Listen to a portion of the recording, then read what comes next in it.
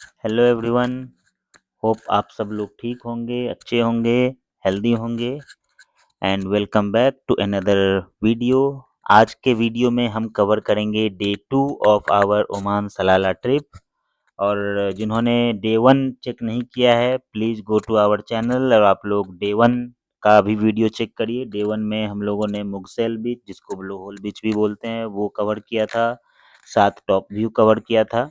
And आज हम लोग जा रहे हैं 3-4 डेस्टिनेशन, तो आपको लेके चलेंगे। एक चीज़ जो आज आप लोगों को थोड़ा-सा कल से अलग भी बोल सकते हैं या कल से बेटर भी बोल सकते हैं, वो ये देखने को मिलेगा दैट आज के एरिया में ग्रीनरी बहुत ज़्यादा है। मतलब कल में भी ग्रीनरी थी compare to rest of the Gulf, but still थोड़ा-सा वो पथरीला पहाड़ जैसा ज़्यादा दिख रहा था। बट आज वाले केस में सिनेरियो बिल्कुल डिफरेंट है। तो अभी हम लोग ऑन द वे हैं, इसीलिए अभी भी वो थोड़ा-सा रेतीला, रॉकी एंड दूर में थोड़ा-सा सी व्यू टाइप का दिख रहा है। बट जैसे-जैसे हम लोग क्लोज़ आएँगे, आप लोग देखेंगे ये बिल्कुल ही हम लोग ग्रीनरी वाले एरिया में एंट्री करने वाले हैं। तो जो रास्ता है सलाला से it's almost I think around 50 kilometres. तो बीच साइड वाले ही रोड्स हैं, तो इसीलिए आप लोगों को सी व्यू दिख रहा था। एंड अब हम लोग काफ़ी क्लोज आ गए हैं और जिस जगह हम लोग जा रहे हैं वो है वादी दरबात। वादी दरबात, वादी हिंदी में भी हम लोग वादी, वी ऑल नो, वो वैली वगैरह को बोलते हैं। सो ये वादी दरबात है एंड जैसा अभी आप लोग देख रहे होंगे इट्स ए प्रॉपर ग्रीनरी वाला प्लेस। एंड जैसे हम लोग क्लोज जाएंगे ये और भी आप लोगों को ग्रीनरी दिखेगा। बट एक चीज़ अगर आप नोटिस करेंगे तो ट्रैफिक फुल है, because this is one of the सबसे ज़्यादा visited tourist attraction over there. And अब हम लोग वहाँ पहुँचेंगे तो आप लोग को भी देखने को मिलेगा ऐसा क्यों है। तो बिल्कुल बम्पर टू बम्पर ट्रैफिक है, both entry as well as exit. तो हम लोग करीब 11-12 बजे के आसपास पहुंचे थे, बिकॉज हमारा शेड्यूल कल जैसा ही था। तो हम सब पहले हम लोगों ने वहाँ हाइपर मार्केट विजिट किया, वहाँ से कुछ लंच वगैरह उठाया। तो थोड़ा सा हम लोग को टाइम लग जाता है क्योंकि भार्गवी होती है साथ में, तो खाना पीना हमें साथ में लेके चलना पड़ता है, फ्रूट्स वगैरह। इस वजह से हम लोग लेट ही निकलते हैं। तो यहाँ पे हमें पहुँचते पहुँचते ऑलमोस्ट 12 नून हो गया था। एंड देन आने वाली भी उतनी ही भीड़ थी, जाने वाली भी उतनी ही भीड़ थी। तो पार्किंग एरियाज़ मिल जाते हैं, पार्किंग स्पॉट्स मिल जाते हैं, उनका बहुत इश्यू नहीं होता, थोड़ा-सा आगे-पीछे करना पड़ता है। तो पार्किंग हम लोगों ने भी पार्किंग स्पॉट खोजा, थोड़ा पास में ही मिल गया था, ऐसे बहुत ज़्यादा ट्रैवल नहीं करना पड़ा था। थोड़ा स्पॉट हंटिंग करनी पड़ जाती है, तो वो सब करने के बाद हम लोगों ने पार्किंग कर लिया था। एंड देन उसके बाद फिर हम लोग आगे के प्लान पे आगे चले।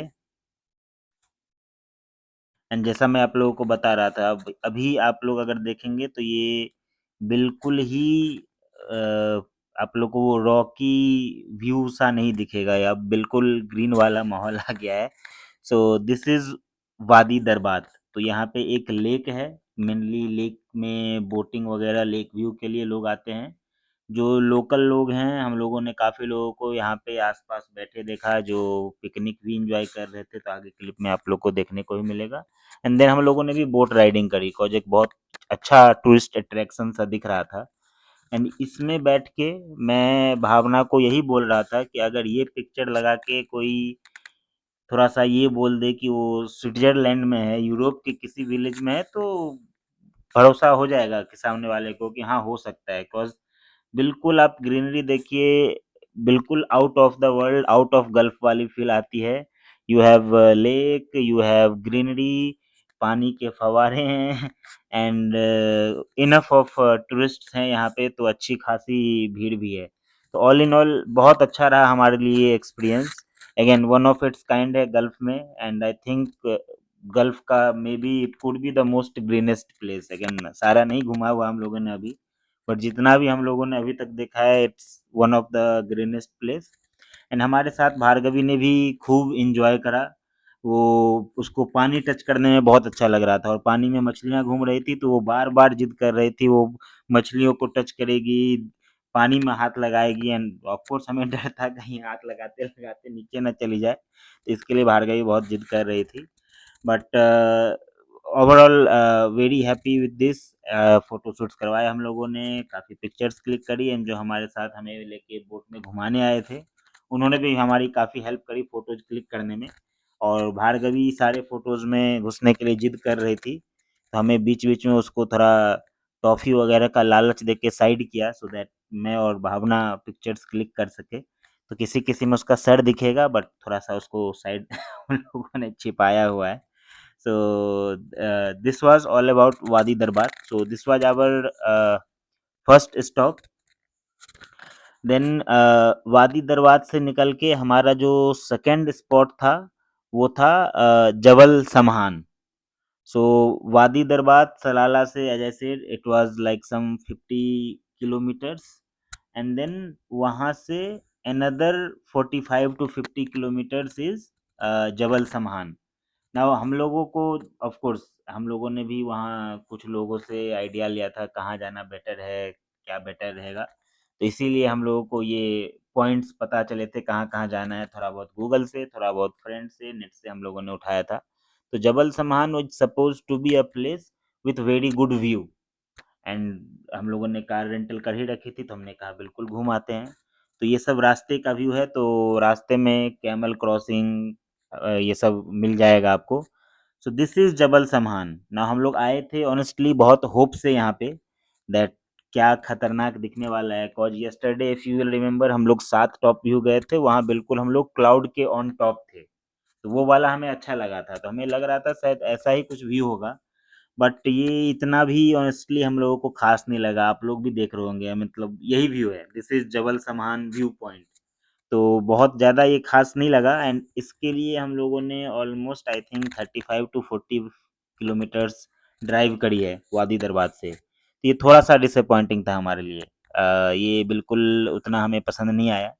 बट अगेन अब आ गए थे तो will have to make the most of it. तो वहाँ पे भी हम लोगों ने उतर के फ़ोटोज़ वगैरह क्लिक करवा लिया।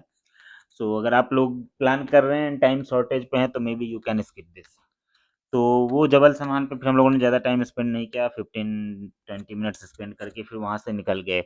नाउ वहाँ से there is another tourist attraction जो वहाँ से I think it's another 20 kilometres but वो बिल्कुल आगे नहीं है so it's kind of on the way to Salalah. It's called gravity point. आप लोग गूगल पे भी सर्च करोगे या नेट पे भी देखोगे तो ग्रेविटी पॉइंट है एंड देन एटलीस्ट बोला ये जाता है दैट ये अपहिल सा एक वहाँ पे ड्राइव है एंड वहाँ अगर आप अपनी गाड़ी को न्यूट्रल में करके छोड़ दो तो वो ऊपर की तरफ जाने लग जाएगा या फिर पानी की बोतल डाल दो तो वो ऊपर की तरफ चढ़ने लग जाएगा। तो ऑफ कोर्स हम लोग भी क्यूरियस थे कि आई मीन कैसा होगा। Of course you keep hearing about this things but हमने भी कोई एक्सपीरियंस नहीं किया था और हमने कहा पास में है तो व्हाई नॉट एक्सप्लोर इट। तो ऑलमोस्ट ये 20 किलोमीटर्स की हमने ड्राइव की। Again I think the best part in all of this journey is that view काफ़ी अच्छा रहता है। तो अभी भी अगर आप देख रहे होंगे तो वो बिल्कुल फॉगी सा व्यू रहता है, मानसून वाली फ़ील आ रही होती है, आपको क्लाउड्स बिल्कुल लगेगा हमारे पैरेलल में क्लाउड्स है, तो उतना ज़्यादा ड्राइव का थकान नहीं होता है कि इतना 100 किलोमीटर्स तक ड्राइव कर रहे हैं। एंड देन ऑफ कोर्स साथ में एक एक्साइटमेंट होती है दैट जिस जगह पे जा रहे हैं वाक़ई में क्या वहाँ पे एंटी ग्रेविटी सा फ़ील होगा।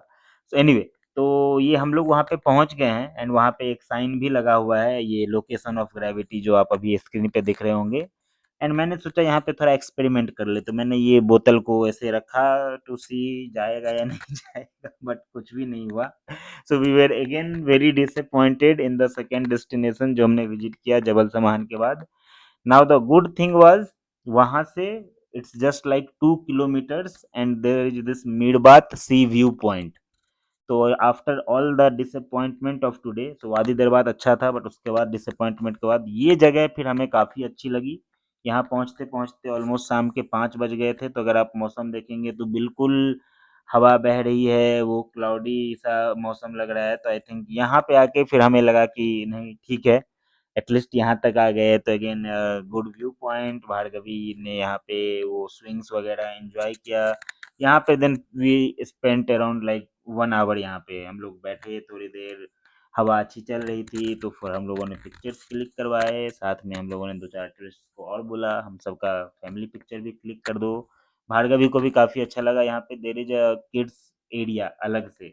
तो वहाँ पे बच्चे बिल्कुल इधर-उधर दौड़ भाग रहे थे, तो उन लोगों को भी ये काफ़ी पसंद आया। So this was our last stop for today and then फिर इसके बाद फिर हम लोग घर के लिए निकल गए, ऑलमोस्ट शाम हो ही गई थी। यहाँ से जहाँ पे हम स्टे कर रहे थे क्राउन प्लाज़ा में, उसका drive is I think another maybe 50-55 kilometers. तो and it's a straight highway, वही बीच साइड वाला स्ट्रेट हाईवे है, so it will take around 1 hour drive वापस जाने में। So that is all about today and जैसा हम लोगों ने लास्ट वीडियो में भी आपको बताया था, हम लोगों ने एक वेज रेस्टोरेंट खोजा है सलाला में, ओम वेज रेस्टोरेंट हाईली रेटेड।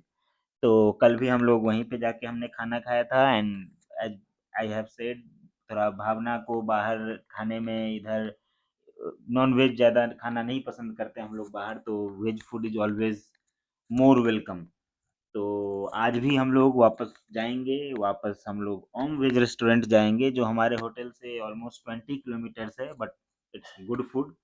तो we would want to go there and then we again ordered a lot because इतने अच्छे restaurants and then one thing versus Dubai is that आपको फूड थोड़ा-सा दुबई से cheaper मिलता है, तो it's again a very welcome change. तो हमने वहाँ पे फिर से ढेर सारा खाना ऑर्डर किया, खाना खाया and this is all about today's vlog. अब बताइएगा आप लोग कैसा लगा ये व्लॉग, कमेंट में बताइएगा and please like, comment and subscribe and आपको अगले वीडियो में हम लोग मिलते हैं डे 3 के साथ।